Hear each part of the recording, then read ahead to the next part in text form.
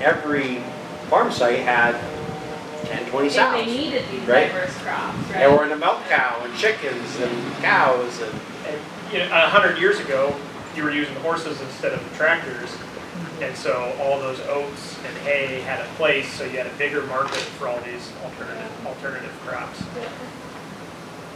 We don't have a confinement. Do they get some mash together for the confinements, or is it mainly just corn?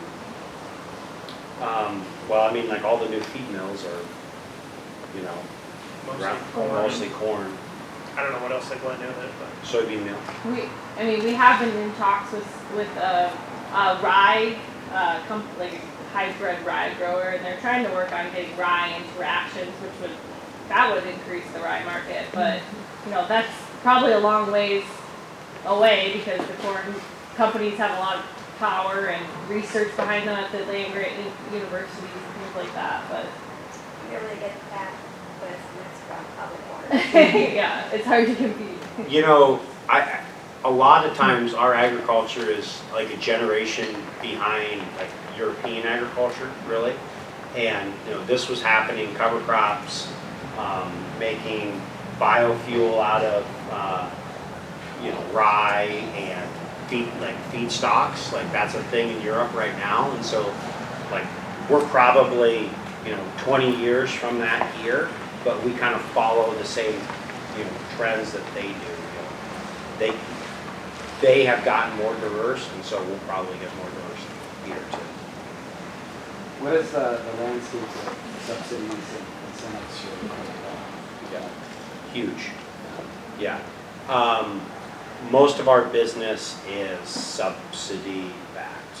Whether it be you're going to plant CRP seed for your CRP, that's a direct government payment, to all the cover crops. A good chunk of them have subsidies behind it. we're hopeful right now that we're transitioning from government subsidies to private companies that are subsidizing. So like, we work with Hellman's Mayonnaise. They want sustainably raised soybean in their mayonnaise. So they cost share cover crops on their soybean acres so that they can put that label on their mayonnaise. So, that's just the tip of the iceberg for us, where it's like the more the customer demands sustainably raised products, the more companies are going to get after it and start providing incentives. And so the cool thing is, you've heard all these sustainability pledges that this company is going to be carbon neutral by 2040 or 2030 or whatever it is. Well, it's not really that far away, first off.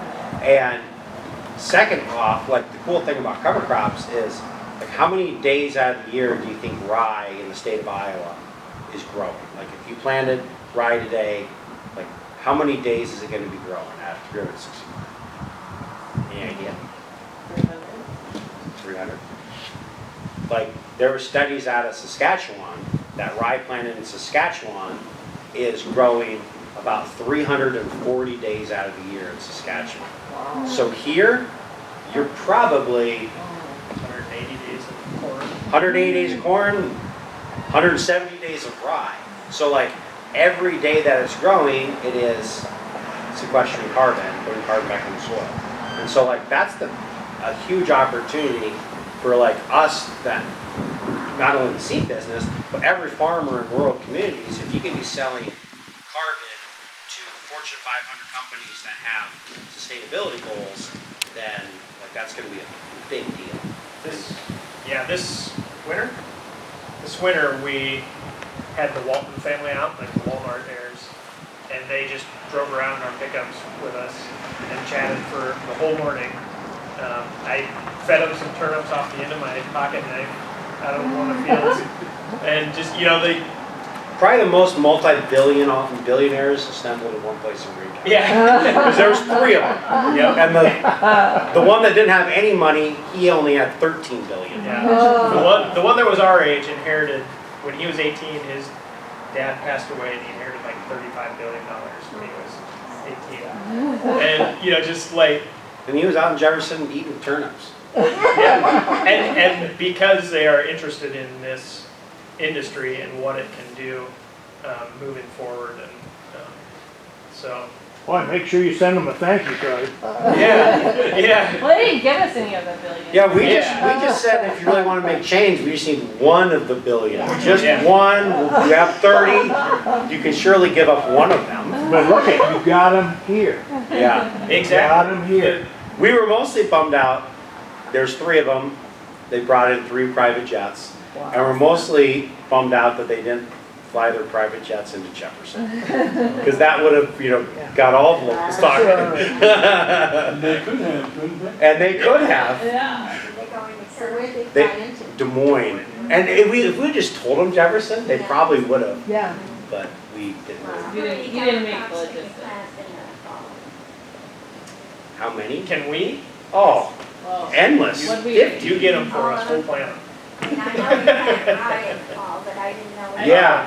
I- Rye, oats, wheat, turnip, radish, rapeseed, clovers, crimson, hairy vetch. I mean, we can.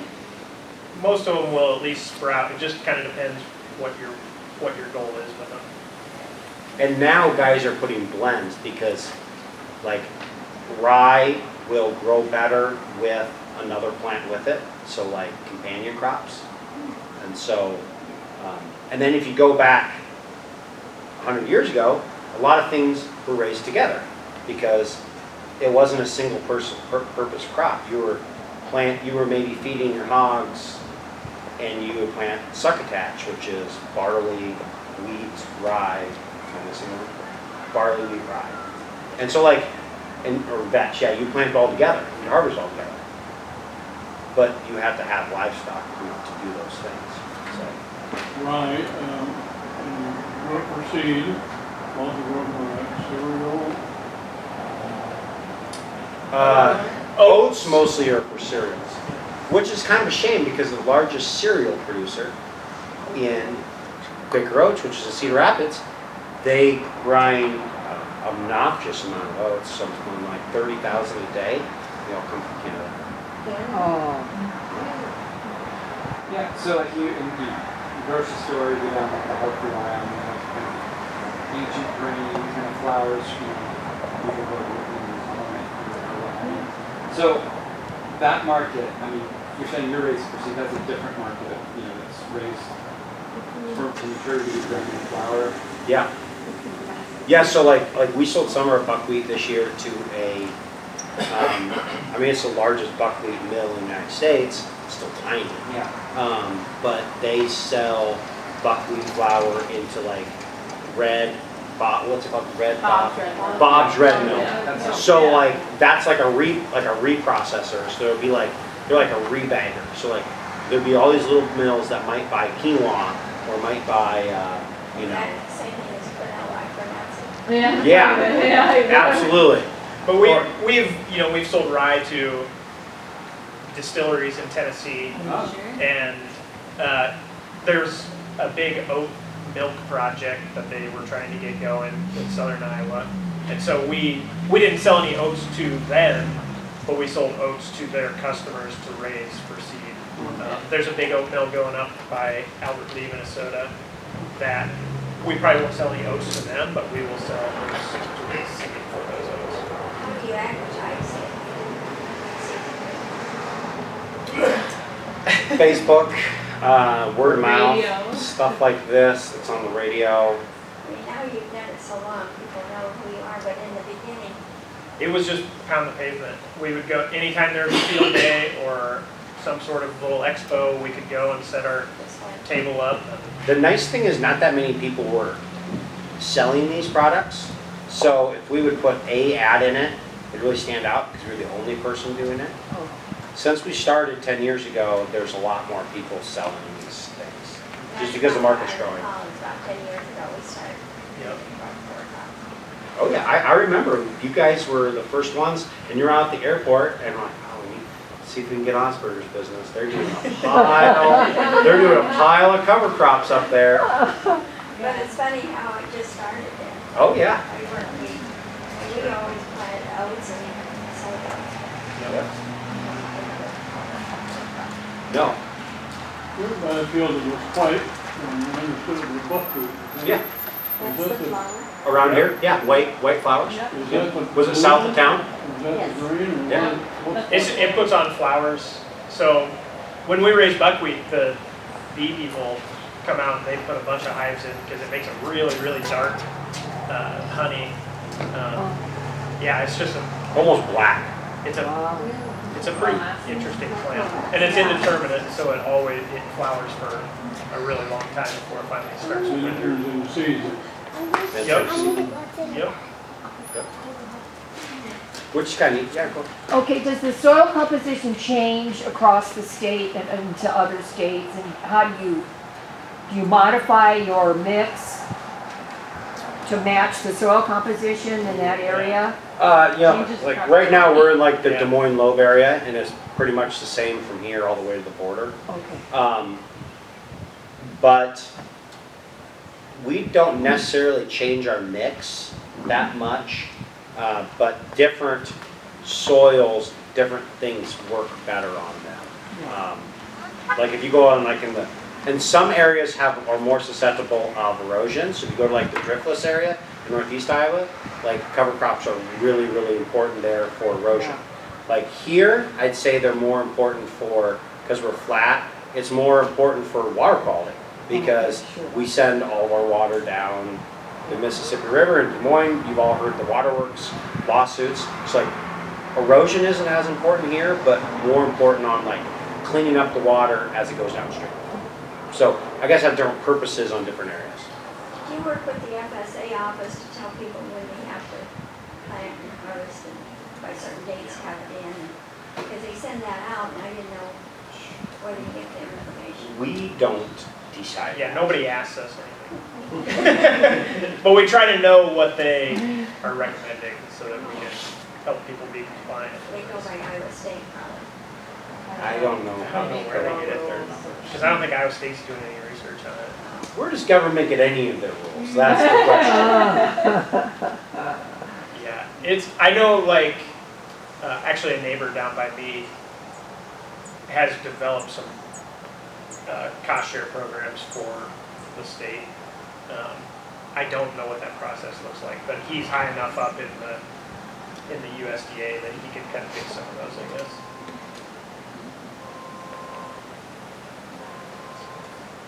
Everything you're growing, waterfowl eats. Every You'll be building a pond out there and sprinkling it all around and then start charging hunters to make more money to come in. Because waterfowl, everything you mentioned is their main. Yeah, I mean, everything we sell, wildlife can use in some extent. Some things they like better than others. But And even just providing different cover at different times of the year. So when everybody's planting and there's nothing growing on the landscape, and James and I were planting into rye that was this tall, well, that is perfect cover for young pheasants.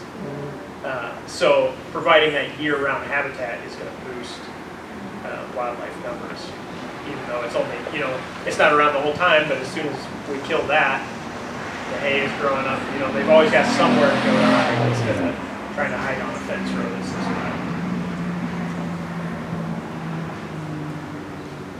And we are having more pheasants all the time. Yeah. Seems to be.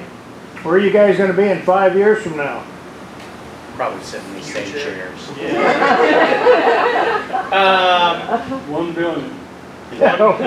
Yeah, That's right, If we Jim. can have 1 billion in sales, then There you our go. private jet will be out the airport. Walmart will change its name, Jed. It'll be a combination of names. But, yeah. We don't know, because if you would have asked us 5 years ago where we were going to be, we would not have told you we were going to have a nice building and be doing what we were doing. We just kind of, we're getting a little more strategic in our growth, but we see an opportunity, let's go get it. But, hiring Josh is kind of that next step to like, how do we raise to the next level of efficiency and see what we can. Yeah, it all basically hinges on Josh. You should ask him. I mean, we're super excited. We started this business 10 years ago, and it was, let's make enough money that we can like have enough money to like have a nice weekend out in Des Moines. Like that was the goal, like sub $1,000. And you know, if we could split up $1,000 our first year, you know, we were tickled pink. And now we have essentially 6 employees. So like that's kind of neat. Sales force, your sales. Right here, you're looking at it. Our dealers kind of act as our sales force. Oh. Yeah. And I do inbound sales. Megan, Megan. so we have, so I should say 6 So employees. when I So- answer the phone, sometimes I sell stuff. 4 family members, and then 2 outside employees. But we do want to say that, you know, don't be going to bomb cars and getting seed. Head south of town, all that, you know. Lawn seed. Lawn seed, we sell everything except for corn and soybeans. We don't Lawn. sell those 2 things. Don't ask us about those. So if you need anything, we have it there. And if we don't have it, we can get any crazy thing you can ever think. I think somebody always there too. Someone is always there for the most part. So I have a question, what percentage of your time is spent actually farming and what part is spent